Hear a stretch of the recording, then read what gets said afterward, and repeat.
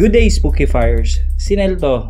I-welcome ko lang kayo sa bagong segment ng channel kung saan titingnan natin ang mga latest na kababalaghan sa social media tulad ng FB, Twitter, Instagram at iba-iba pa.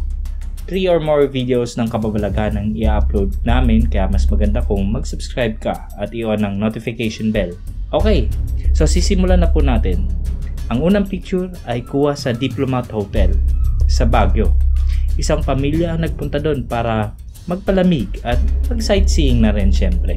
Laking gulat na lang nila nang makita nila ang isang figure na ito. Kayo na po bahala kung ano yan. Madagdag ko lang, habang papauwi ang pamilya, yung babae na nasa picture ay naaksidente. Lahat po walang galos except sa kanya. Next, ito po ay kuha sa isang simbahan sa Mahayhay, Laguna nung Holy Week. Kung titingnan natin, ito ay simpleng kuha sa harap ng simbahan. Pero kung titingnan ng maigi sa may pintuan o sa may pintuan sa loob, parang may nakatayo. Itsura ng nakatayong pari. Next, kung ikaw ay driver at ito ang makikita mo, akalain mo lang na may na-late sa Santa Cruzan. Pero bibihira po yun, obviously. At obvious naman kung ano to, so hindi ko na i-explain. Kayo na lang ang humusga kung tunay o hindi.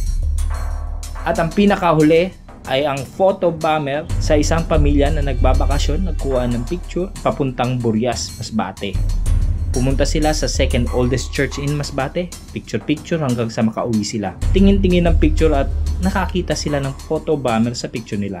At habang zinuzoom in nila, hindi itsurang tao ang nakita nila. Upon further investigation ng pinakita sa mga locals, pari daw yun na namatay last year due to heart attack. Okay, hopefully nagustuhan nyo po itong episode na to. Susunod-sunod na po mga episodes natin dito sa Spookify Pinoy. Subscribe po kayo, like, share, comment. Pwede rin po kayo magpadala ng istorya nyo o pictures nyo. Nasa link po, neldomination@gmail.com. See ya!